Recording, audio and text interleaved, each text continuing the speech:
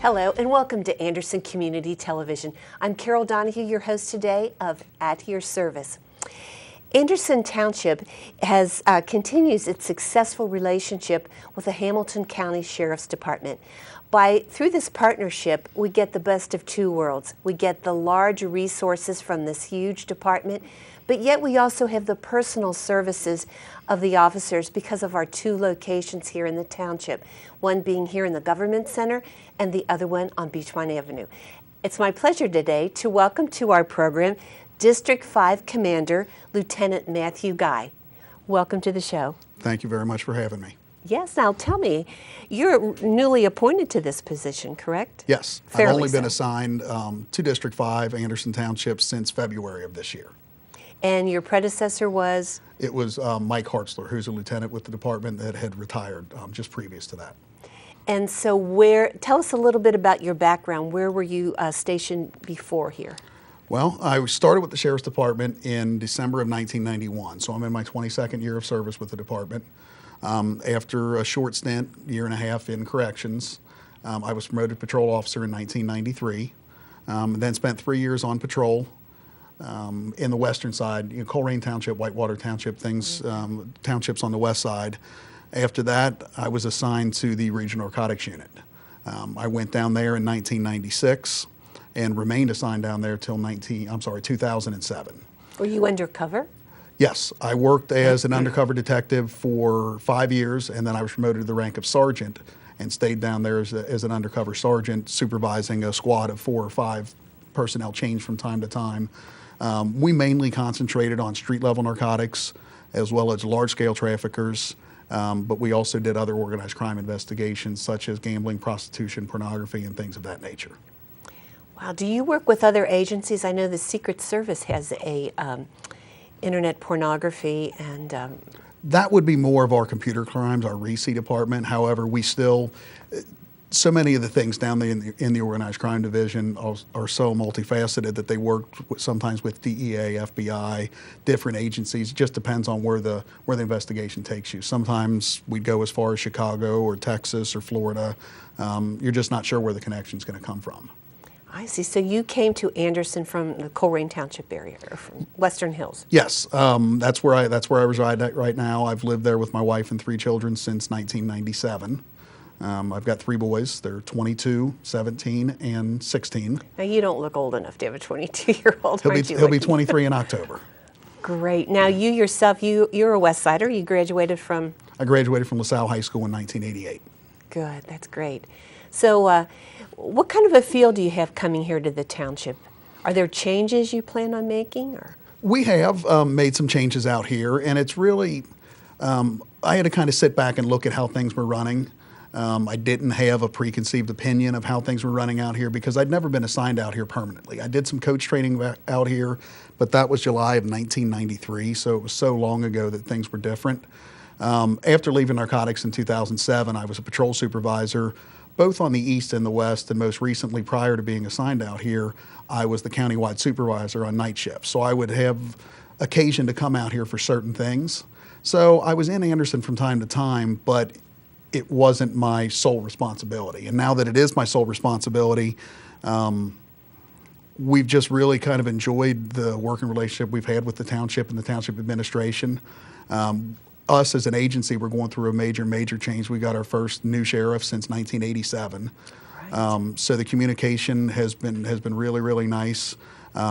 Everybody, the citizens, I've had a number of citizens just stop up the district just to introduce themselves to me. And it's nice to have that personal interaction with some of the citizens and get some of their feedback. It can't all be positive, but most of it is positive. It's been nice, and we do have a good core working group of officers out here that understand that they're working in a good community that's very pro-police, and they know how to do their jobs, and they do it well. Well, we try to treat you well. I know in our block, whenever we'd have a block party, we'd save all the leftovers, the desserts, and take them up to the policeman. Let me ask, how many officers do you have currently, full-time? Including myself, there are 35 officers assigned to Anderson Township. We have, I'm the district lieutenant, the district commander. We have 2 squad sergeants. We then have 4 squads of 6 officers per squad, so that's 24 regular patrol beat officers. We have 2 what we call power shift cars. They kind of work staggered times for rush hour coverage to shift change. And then we have a number of specialty officers that not every community has the opportunity to have. It's very fortunate that we have a full-time canine officer, we have 2 full-time traffic reconstruction specialists, we have neighborhood resource officer, a crime prevention officer, and we have a school resource officer that's assigned to 9 schools here in Anderson Township. That also with a contract that we share with the Anderson Township Park District, so we have a full-time park officer. So you kind of have every discipline. And as you touched on before, we also have the resources of the Sheriff's Office available, such as the SRT team, which is our equivalent of a SWAT team, as well as the bomb squad, our criminal investigative section. And we were recently reunited with Hamilton County Police Association, being a member of their SWAT team and Honor Guard and different organizations there.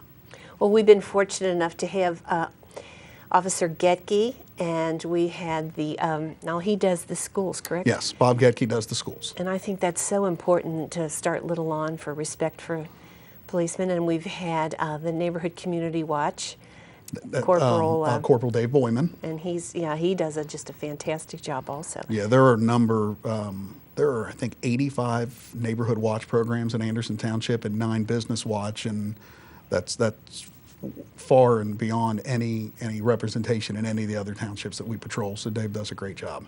So I think you're probably now entering into a more busy time, aren't you, into the summer? We are. And, you know, when we get into June, July, and August, schools have let out. Graduation parties, summer parties, we're looking ready, 4th of July and Anderson Days and different things that we do have to keep an eye on, and we just have a police presence at some of these functions, as well as the concert season at Riverbend. I mean, we're very active working that concert in that venue. Oh, that's right. And we've got a great relationship with the staff down there. So yeah, the summer, you get a lot of fireworks complaints, and we kind of try to educate people on the dangers of accidental fires started from the fireworks. We're starting with the fire administration. We're trying to get that information out to the public, just kind of a public address announcement, just to remind everybody of why these laws are in place and how to operate safely. Well, I know now we're in the season where we have that great venue party on the plaza. Mm-hmm. And I've come other times, and you have a presence there so people can meet and greet. I hope you plan on coming to a few. I will. It's about Maybe 30. It's about a 30-minute drive from here to there, so I have to take the work car home, and then we'll pile into the full-size car and come out here. And yeah, I understand that it's very nice, and the weather's been agreeable as of late. So you have been actually a professional officer for 22 years. Yes, December will be 22 years. What do you find the most rewarding for you as an officer? You have to enjoy the work that you do, and I do.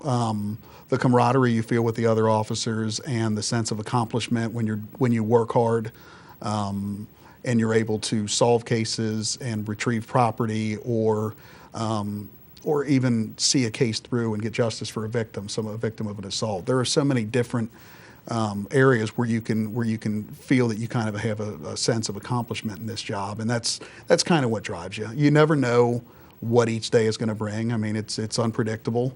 You can point out a few times in your career where there have really been some big, serious events that have altered the course of your life, but you didn't know that when you woke up in the morning. You couldn't expect that because a lot of times the way people act in society kind of dictate that. I would imagine it would be very difficult, especially being a father, crimes involving children. It can be, but you have to separate. They're paying you to do a job, especially as a supervisor, and that's the mindset. It's not that you want to do those things. You have to. Now, at one time there was a station at the mall here. Now that is no longer there, correct? I believe that was a community outlook station, and they had some office that would work in there. It wound up not being cost effective. I see. So anyone, if they want to come in, either professionally to file a complaint or to get help, they can stop in at the one on Beachmont Avenue, and that is right near... District 5 on Beachmont, 7954 Beachmont Avenue. We're there Monday through Friday, 8 to 4:30. And then on weekends, it's hit or miss, but there is a call box there. So if the doors are locked, citizens can use the call box. It'll get them directly to the communications center, who will then send an officer to the district to meet them and deal with their complaint.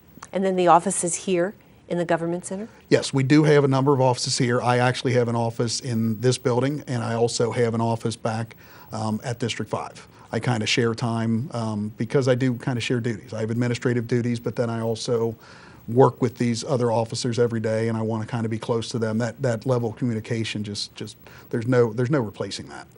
And for those who aren't familiar, the one on Beachmont Avenue is back. It's back by the senior center, correct? Yes, it is, behind the fire department. Behind the fire department.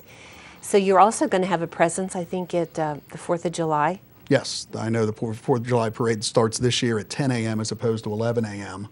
But yeah, we have a number of officers that are going to be working so that we can have the road closed. We'll have some vehicles as part of the procession, and then we'll have extra officers out for traffic assistance.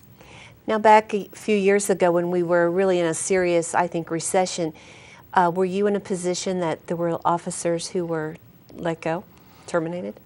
Late in 2007, we had, I think it was 35, that number is ringing in my head, about 35 officers that were either demoted back to corrections to work in the Justice Center, or they were just given their dismissal papers. Since then, all of those officers have either been hired by other agencies or they have been recalled. They're back out on patrol. So yeah, I think 2007 is probably the worst we saw as far as fiscal crunch. Where obviously everybody in this day and age has budget issues, and we're trying to live within our means. However, I don't see things getting as bad as they ever were in 2007. It seemed like years ago there were always 2 officers in a car. Now there usually is just 1. The city of Cincinnati has taken on the practice of 2-man cars. We, for as long as I can remember, have only been 1-man cars. There have been times that we have had 2 to a car, but that's usually either someone that's in training or one of our special deputies that wants to come out and ride with one of the full-time officers. So we only assign one officer per beat or per car. I think with the modern technology, too, that has affected your job, correct? Oh, yes, it has. I mean, you have new crimes come out because of social media, new mechanisms for crimes, new way of tracking, but it helps us, too. Technology helps us be able to catch a lot of these people, but it also does create a lot of crime as well. What do you see areas that we should be working on here in Anderson? Here in Anderson, I think a lot of the things that their crime prevention officers have touched on are like common sense approaches, not leaving iPods and iPads and laptops and cell phones and things like that out in the open, or even the chargers for those devices. That's just going to be an invitation for someone either to break out the window and take the device, and then they could either sell it on the street or they can pawn it. Just some way for them to put a little bit of money in their pocket. I had a friend who was attending a church event, and at intermission she left her purse under the chair, and when the event was finished, the purse was gone. She reported it, and so the purse had been missing for probably an hour and a half, and the phone was on. So the technology allowed them to track where that cell phone was, and it was over in Florence, Kentucky, and they found the people. And they did, and I don't know all the officers involved. I know Officer Tim Matty was involved in that, and they were also able to determine that the people that stole her purse also used credit cards at a store in Florence. Yes. And through evidence that was put together, they were to get these people on video actually using the credit card. So yeah, that was a good outcome.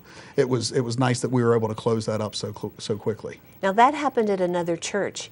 Something similar. Was that the same people that did that, or was that? I'm not certain. Okay. I'm not certain about that. I know there were a couple of thefts, and one wound up going to Florence. The other, they recovered some stolen property over at a pawn shop in Forest Park. Yeah, so like you say, you probably highly suggest security systems too for our residents. Yes, motion lights. Even if in this day and age, if you can't afford a monthly fee for a security alarm, I do encourage them. However, something as simple as installing a motion light to protect your cars that are in your driveway or parked in your backyard, or protect your garage or outbuildings, because we do get a lot of outbuildings that are broken into, and theft of power equipment because it's very easy to sell. I know when Anderson was still building, I think we've pretty much built out. There were sometimes copper was missing, or supplies were. Now I don't think that's an issue so much anymore. Not as much, no. We did get a lot of that with vacant homes. People would go in and cut out all the copper, and yeah, that was a problem for a while, and it's still a problem that exists. But we haven't gotten a whole lot of that right now.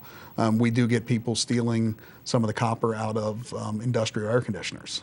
So this time of year, when it gets warm, we'll have businesses turn on their AC units and realize they're not working. They'll find out that sometime over the winter, someone has gone up on the roof and they've gotten a small amount of copper and ruined a $10,000 air conditioning unit. Oh my goodness. Well, I know we're so closely aligned with Mount Washington, so there's, I'm sure, a good working relationship with the officers. Yes, the officers Cincinnati. communicate very well with the Cincinnati Police Department assigned to Cincinnati District 2. They recently have a new district commander over there who I still need to sit down and speak with. I've known him for years, but we're both in different roles now, and our district can benefit them and vice versa.